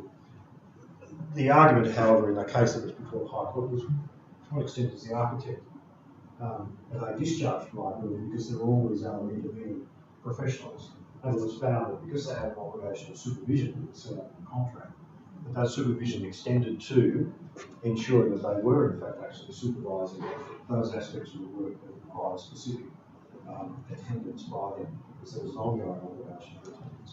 So they had to share, if you like, in the liability. So it was spread across a variety of professions. So as I apprehend from my reading of the case, I think the consulting engineer, construction engineer also had a role to play there as well. So essentially, As did the form worker, by the way. yes. So on the same note, with the specialist fixing of the roof on the Linux shop, what I mean, I do actually go over there to make sure that that they use the right screws with the right kind of rubber gaskets which insulate then the roofing from any steel structure below, and therefore isolate any possibility of galvanic corrosion, Yes. which is I think what happened in this case. But if you actually, and we all write in our specifications that all this is to be installed strictly with manufacturer's specifications. But then we also need to check that it's done, is what this case is saying. That's right. Where there's a contractual obligation to do so, there's reliance upon the client, not only for the architect to design specifically the solution that the client desired for the roof, and its relationship with the underlying structure, but there was an ongoing obligation to the architect because they had the technical expertise and specifications to ensure that the actual application itself was in accordance with the manufacturer's specifications. Is that regardless of a contractual engagement through And construction? because of the contractual obligation. So if they want to engage through construction, they would have no obligation to check, That's right. and it would fall on the builders More making like- sure it more was like installed to that. manufacturer's spec. But because it was lucrative for the architect to undertake that role of contract administration. And to a certain extent, and we'll get to this. So I'm conscious that John has asked me to actually cover a fairly broad area of professional responsibility and duty in only an hour. Anyway, and I might skip a little bit. Christian Education Ministries and Thomson Adset's a funny one. The Christian Education Ministries that operated a school, it's only a small school, and asked Thomson Adset to design a basketball court for them. The instructions were somewhat vague, make us a basketball court, but this is not probably going to use it for competition, it's only got 60 students, so on and so on. Anyway, the architects completed the design, submitted the drawings, the school council said, looks good to us. It was built, the ceiling was less than 4 metres high or something. So it was a full-size basketball court, but it was only, as I said, it was only 4 metres high. And of course the school said, well, we can't use this for basketball. And the architect said, you didn't specify you wanted a competition basketball court, you just wanted the kids to run around and bounce a ball or something. Anyway, check the brief, because the judge there said, oh gee, guys, they were asking you to build a basketball court. Maybe you should have gone back to them in writing and said, we can either build you or design for you a basketball court in which you can, it's capable of carrying competition. In other words, it's going to have a 7 metre high ceiling, or a cheaper version where you can't, and it'll be a 4 metre high ceiling. They didn't bother to do that. Greg, how does this then relate back to the first case with the collapsing stage? Because in that case, basically, they told the client told the architect to design it for occasional use, with maybe 3 or 4 people on it, and not for a dozen perhaps quite portly opera singers. Yep. So in that case, basically the architect the judge said that the architect had to second guess the client and actually design it for something that was much more. That was not necessarily specifically specified. It's a good question, John. And in paragraph 51 of that decision, once again, Justice Windire involving an Inglewood Shire Council gets a Guernsey. And they say again, an architect undertaking any work in the way of the profession accepts the ordinary liabilities of any person who follows a skilled calling. He is bound to exercise due care, skill and diligence. He is not required to have an extraordinary degree of skill and care and so forth and so on. But he must undertake with competence and skill the task that he is put to. The task that he was put to here was to actually examine the brief. What is my brief? And in that the judge found that the architect had failed in that fundamental duty to understand what precisely the brief was. Cost the architect about $400,000, I think, to rectify that, because that was the brief on. Finally, well, not quite finally, anyway, it comes down to questions of cost of construction. Frequently, with the client and architect agreement, the AIA client architect agreement talks about pre-project administration, and in many instances, as the contract administrator, the architect will take on responsibility, and it's set out in fact, the agreement. Along this line, variation of cost of time. The architect shall inform the client that the reasonable time that the architect has reasonably believed that the authorised expenditure will be your approved time program advantage of the project is likely to vary significantly. That's a reasonably standard provision, and that provision was used against the architect in that next case of McKenzie and Miller and Mr. Miller. And Mr. Miller was unfortunately also subject to some rather grueling cross-examination. And this was a case that was really just simply about the cost of a project had blown out beyond the client's budget. And interestingly, here in this case, the client didn't necessarily specify what their budget was.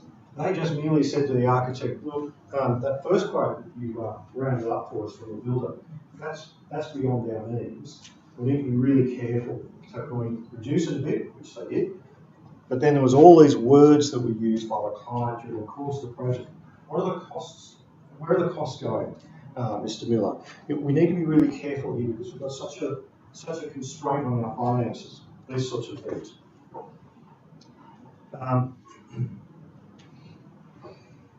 So Mr. Miller, under cross-examination, said something like this. So even when Mrs. McKenzie was concerned about the costs and asked you about it, I just said no, don't persist, please. That's an answer. That's not the sort of thing that you say to a cross-examining barrister. Mr. Miller, you answer the questions that I asked them. I answered the question. I suggested that Mrs. McKenzie said to you, and you responded to her in that way. No, Mr. Miller, when you checked the progress payment, did you analyse them against your estimates and check to see how your estimates were shaping up? No, I analysed them against the claims and what was done on the job. So you didn't have any system in place to monitor the costs that were coming in to do any forecasting. No, that's not part of my forecasting. Is not something that not part of my duties as far as I was concerned. I had to ensure the job gets built properly and monitor that the costs are all valid and the claims are found. Not so, said the judge, relying once again upon Molly Inglewood, that good old tortious duty, not the contract, the tortious duty to the client. If I've got time, John, I'll leave that there, some common insurance risks.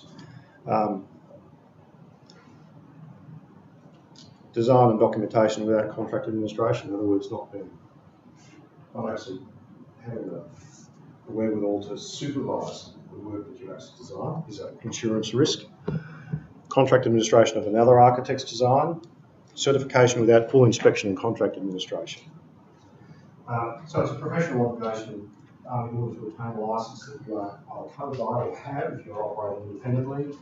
Professional indemnity insurance, probably you should also contemplate taking in relation to specific projects, building works as well, where you're required to supervise or superintend.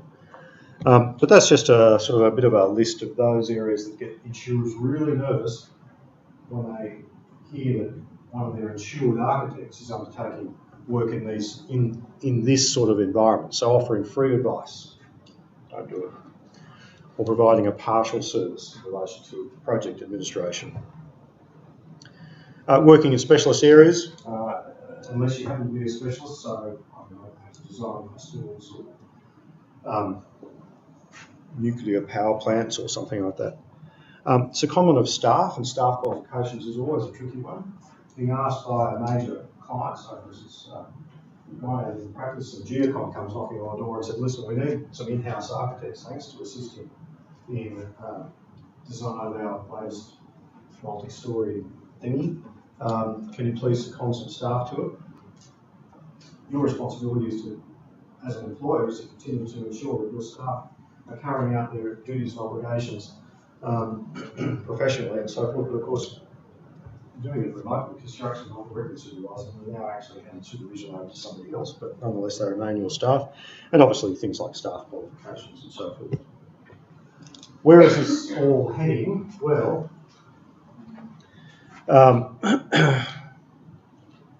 you're familiar, of course, with the Grenfell Tower disaster, and in Australia, the La Crosse building, which suffered extensive damage as a consequence of an out-of-control fire that ripped through the facade of the building because of issues with the cladding. These days, regulations are moving towards building safety and the allocation of risk between the designer, the builder, the certifier, the approving authority, and the residents. And in particular, I think that what we're moving towards is a process of legislative reform where every professional who is responsible for the various stages of a project, including design and so forth, must satisfy an external regulator that the project that they're actually designing or part of, that aspect of the work that they're undertaking in relation to the project meets safety requirements. Technically what happened here in each of these instances was that a fire started, it got access to the external facade of the building, which was clad with a form of aluminium cladding that contained various aspects of insulation and so forth. And it has been determined that as a consequence of failures in relation to the application of that cladding, it became combustible. Either because it was never non-combustible to begin with, when it probably should have been, maybe. No specific specifications along that line in either instance like that. Or that it had been applied in a way which was not consistent with either the specifications by the designer, the architect, or the manufacturer. So, for instance, in the La Crosse situation, which is a bit of a bun fight really, still going on between the builder and the architect. So the builder's, Ellerbee Simon has made some very serious allegations against the architect, hoping to obviously attract liability from the architect's insurer, or from the architect at least, to sharing liability.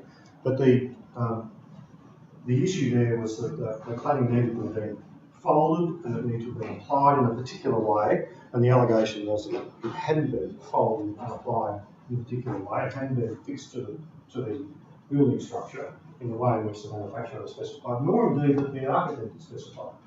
It hadn't been folded and been applied to the building by the use of double-sided adhesive tape.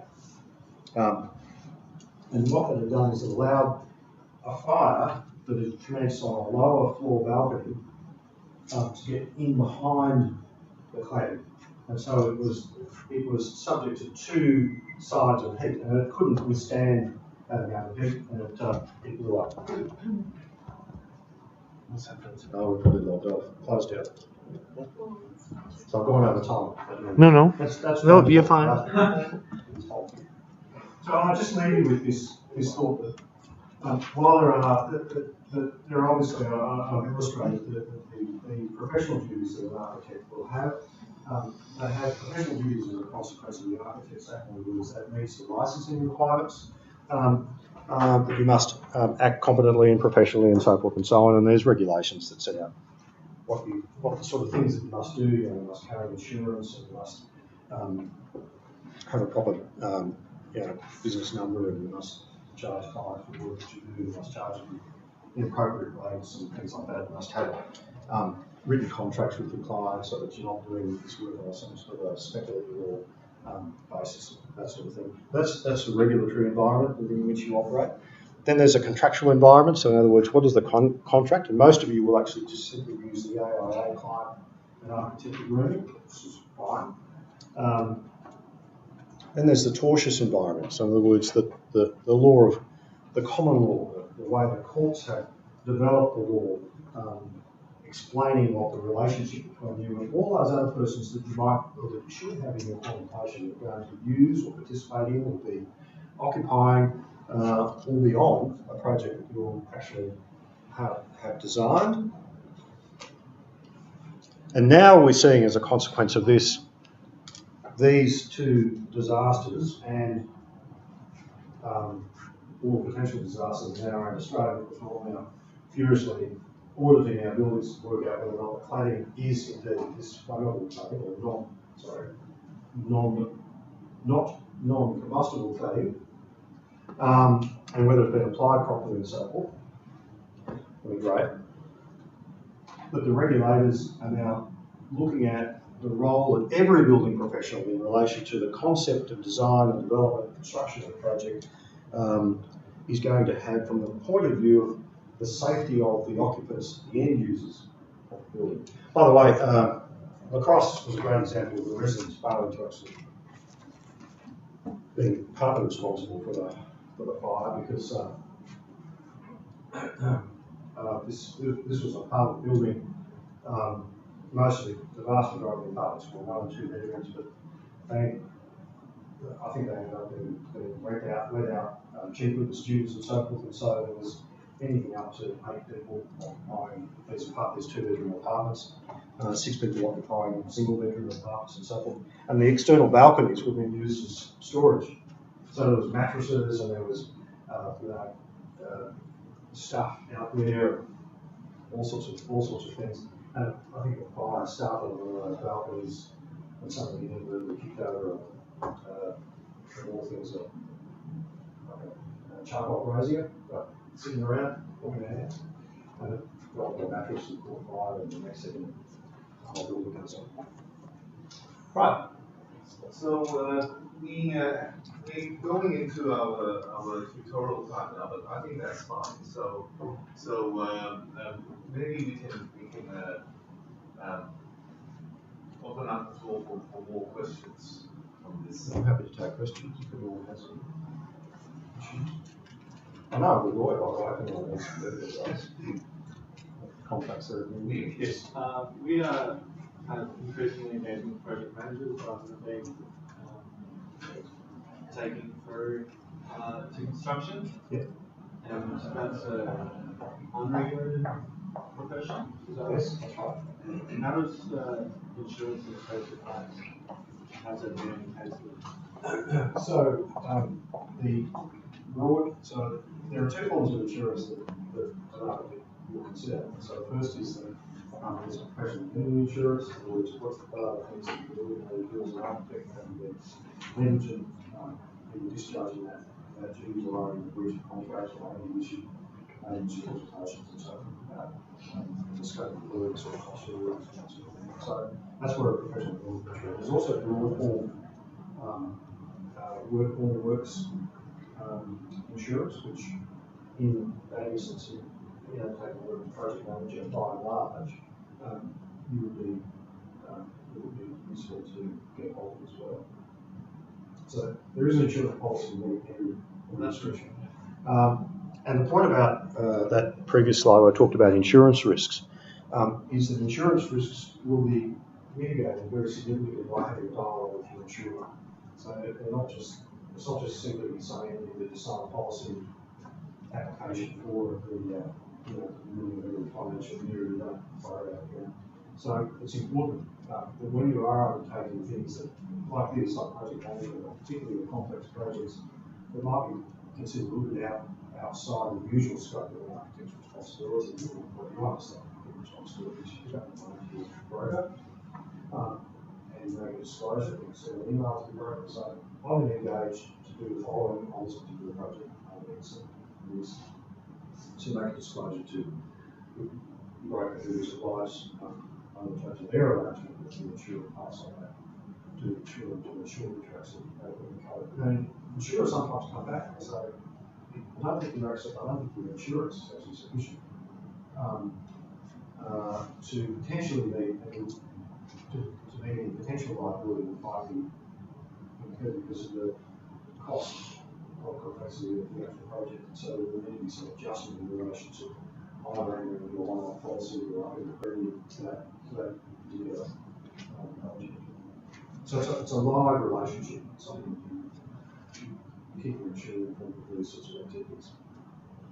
So just going back to the Grenfell and the costings. So essentially what's happening now is that, if I read it correctly, basically the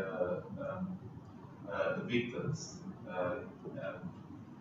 basically go after everybody. And so as the architect, even if you specify the right thing and the builder swapped it out, you will still be pinged by the courts because you didn't pick up that it had been swapped out. But if you were not contracted to administer the building contract, then where does that put the architect? You still have a tortious duty to ensure that, insofar as you are reasonably capable of doing it, that you have a tortious duty to those who are going to be the end users, the end occupants of the project, to ensure that the project is actually going to be constructed in accordance with the design specifications. It's not a contractual obligation, it's not a contractual obligation to the end user, but a tortious obligation, insofar as it's reasonably capable of doing so. So there'll be fine questions of fact, I suppose, as to the extent of, what was the extent of the ongoing relationship with the actual project. I have to say, in today's industry, it would be rare for an architect to just simply provide the design and hand it on without any degree of ongoing involvement at some point in time. Any degree of ongoing involvement will ensure potentially you are captured by a tortious relationship. Because you may well end up in a situation where you have a client who wants to build a $2 million house, but wants to save on $30,000 worth of fees and decides to administer the building contract themselves. And certainly they may be somewhat familiar with the process.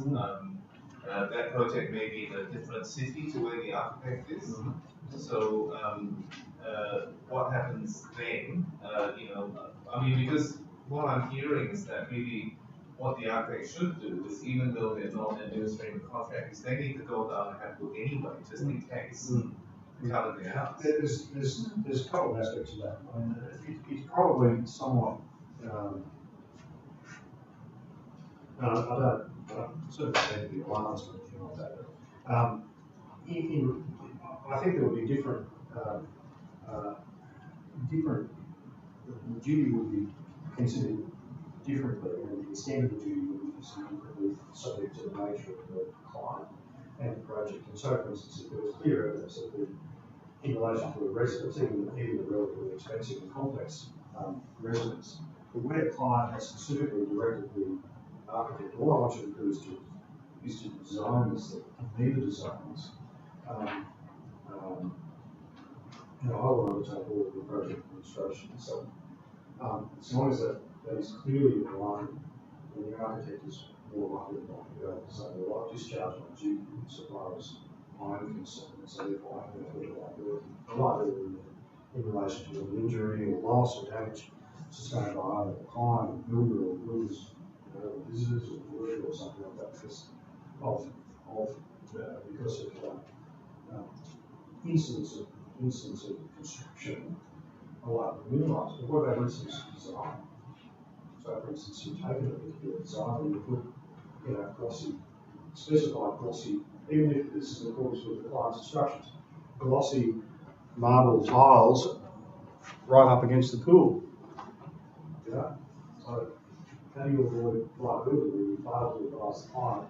You can't use this sort of material so adjacent to an area which is going to be actually subject to water, wet footprints, that sort of thing. That's a question. In terms of supervision, what if payments withheld or the architect's not fully paid? Are you still responsible for full supervision on site necessarily? Because that happens all the time. Might just hold your thoughts back. You are, until such time as you actually see a contractual, there's no further obligation to provide you with services. regardless of whether they're paying or not. That's right.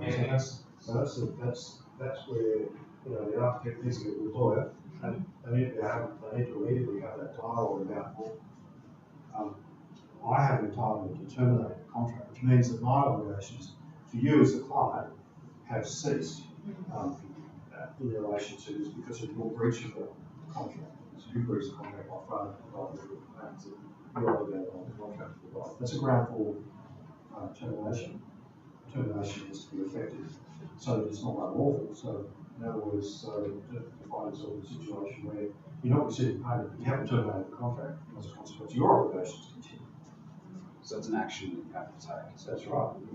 Yeah, and there are specific mechanisms in the AIA client architect agreements set out what you need to do in relation to where issues, where you fall in dispute with the client, or either the client or the matters. Or more you fail to follow advice and that sort of thing as well. The building design industry, which is also unregulated, as far as there's no licensing in such as for building design. I imagine it's rife with liability, surely, because they are essentially, or they're not liable. Yeah. Any person who provides a service to another person for reward, sometimes not even for reward, obviously provide that service to Jews, if they fail to provide those services in accordance with what would be considered to be reasonable care, a reasonable standard that would be applied to a person in that situation. So there's also very high standards applied to a person who's a registered architect in relation to, you know, specification and design and applying Australian standards. So the lesser standard would be applied to building designers. Nonetheless, the standard is applied. And so where the building designer has for a fee provided a design which has proven to